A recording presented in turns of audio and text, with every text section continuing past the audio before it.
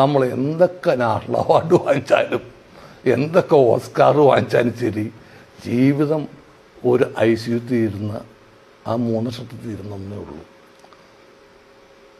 ആ ഞാൻ എന്ത് അഹങ്കരിക്കാനും, ആ ഞാൻ എന്ത് തൃപ്തിയോട് ജീവിക്കാനും, എന്ത് തൃപ്തി ഉണ്ടാകും? അതാണ് ചിന്തിക്കാതിരിക്കുക,